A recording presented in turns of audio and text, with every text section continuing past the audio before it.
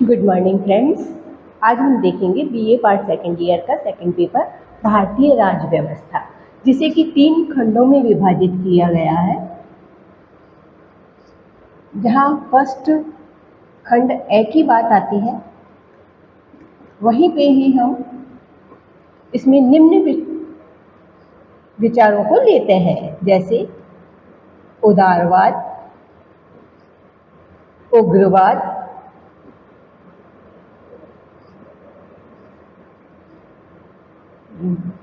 गांधी जी का सविनय अवज्ञा आंदोलन,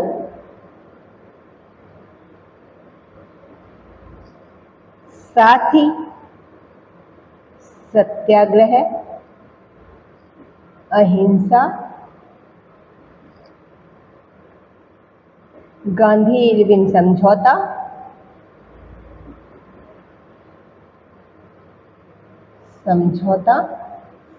देन इसी के साथ हमारे आते हैं 1919 का अधिनियम, साथ ही 1935 का अधिनियम। इसके साथ ही हमारी जो व्यवस्था है उसके अंतर्गत हम देखते हैं, यह हमारा फर्स्ट खंड है। फर्स्ट खंड के अंतर्गत हमारे कुछ इंपॉर्टेंट क्वेश्चंस बनते हैं, जैसे कि उदारवाद क्या है, उग्रवाद क्या है, गांधी इरविन समझौता कैसे हुआ, 1919 का जो द्वैध शासन अधिनियम है वह क्या है और कैसे जाना जाता है, 1935 का जो प्रांतीय शासन अधिनियम है वह क्या है, किस तरीके से उसकी व्यवस्थाओं को इंकित किया जाता है। साथ ही माले मिंटो सुधार अधिनियम, माले मिंटो सुधार अधिनियम। इसी तरीके से ये जो सारे भाग हमारा आता है वो किस रूप में आता है, जब हमारा देश अंग्रेजों की गुलामी के अंतर्गत था, यानी जब हम स्वतंत्र नहीं हुए थे। और हमारा सेकंड भाग कहाँ से शुरू होता है, जब हम स्वतंत्र हो गए थे। ये बात इसके अंतर्गत हमारे संविधान की सबसे पहले हम देखते हैं प्रस्तावना, फिर आते हैं अधिकार।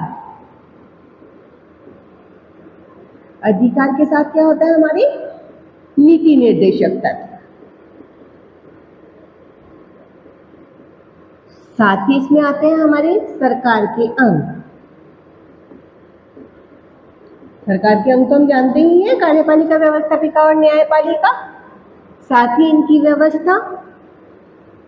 इसके बाद हमारी व्यवस्था में क्या क्या चीजें ली जाती है, प्रधानमंत्री, यानी हमारी संसद के अंग, जिसमें हम प्रधानमंत्री, राष्ट्रपति, मुख्यमंत्री व राज्यपाल को लेते हैं।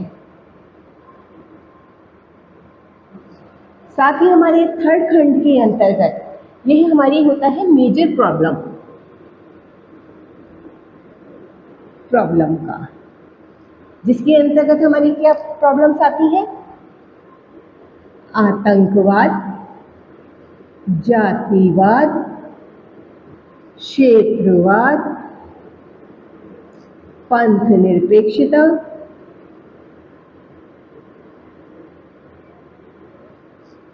साथ ही जहां हमारी ये मेन मेजर प्रॉब्लम है, आतंकवाद, जातिवाद, क्षेत्रवाद, आपकी पंथ निरपेक्षता, वहीं पे ही हमारी न्यायिक सक्रियता, और हमारे विभाग के अंतर्गत हमारा जो 73वां संविधान संशोधन था, विधान संशोधन आदि का वर्णन हमारे इस पार्ट के अंतर्गत किया जाता है। तो फ्रेंड्स, जिस तरीके से हमारा फर्स्ट ईयर के अंतर्गत 3 भागों में हमारे सिलेबस का विभाजन किया गया था, उसी तरीके से सेकेंड ईयर के अंतर्गत भी हमारे इस पेपर का, जो कि हमारा सेकेंड पेपर है भारतीय राज्य व्यवस्था, इसका विभाजन किया गया है।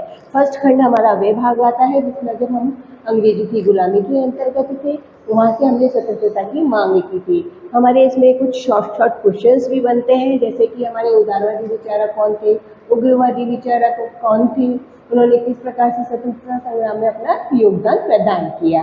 साथ ही 1919 का ब्रिटिश शासन, 1935 का प्रांतीय शासन और इनके साथ ही हमारी जो और अन्य व्यवस्थाएं हैं जो कि इम्पोर्टेंट मानी जाती है, हिमालय मिंटो सुधार, गांधी इरविन समझौता आदि, इन सबका अवलोकन हम हमारे आगे नेक्स्ट आने वाले वीडियो के अंतर्गत करेंगे।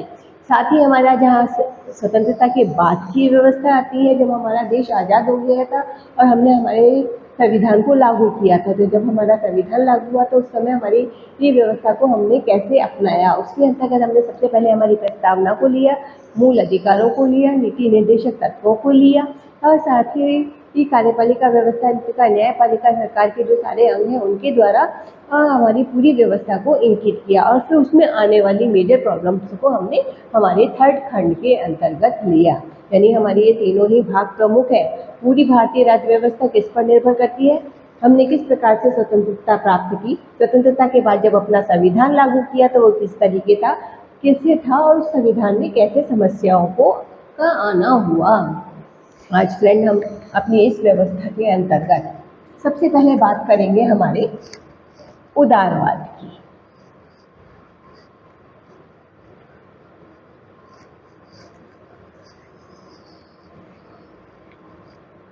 ये हमारी कौन सी व्यवस्था है, भारतीय राज्य व्यवस्था।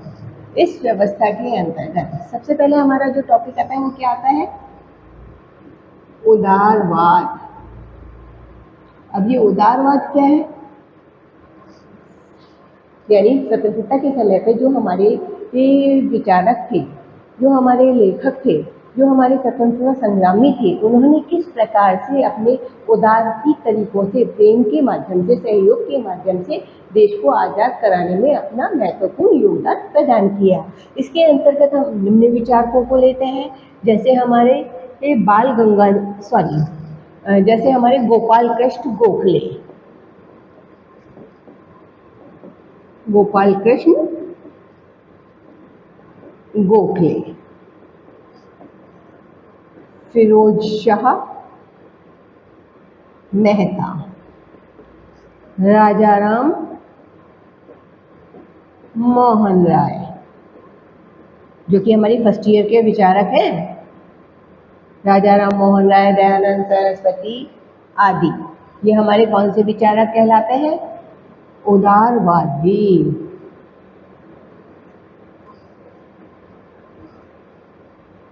कौन से विचारक है, उदारवादी विचारक। इन्होंने अपनी स्वतंत्रता संग्राम में किस प्रकार से अपना योगदान दिया, अपने प्रेम और सहयोग के माध्यम से विचारों की क्रांति के द्वारा देश को आज़ाद कराने में अपनी महत्वपूर्ण भूमिका निभाई। इनके इसीलिए निम्न साधन माने जाते हैं। जहाँ इनकी टेक्नोलॉजी को अपनाया जाता है वहाँ किस तरीके के साधनों का प्रयोग किया जाता है, जैसे हमारे गांधी जी ने किया सत्य का, अहिंसा का, सविनय अवज्ञा का,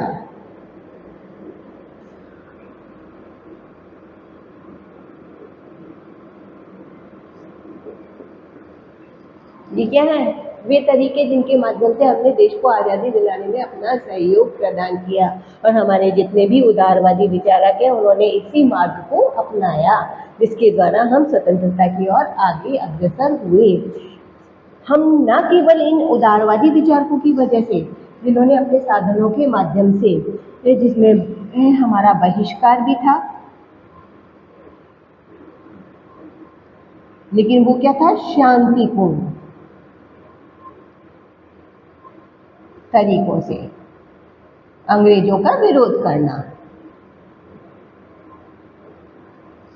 न सिर्फ इन उदारवादी विचारकों ने बल्कि हमारे उग्रवादी विचारक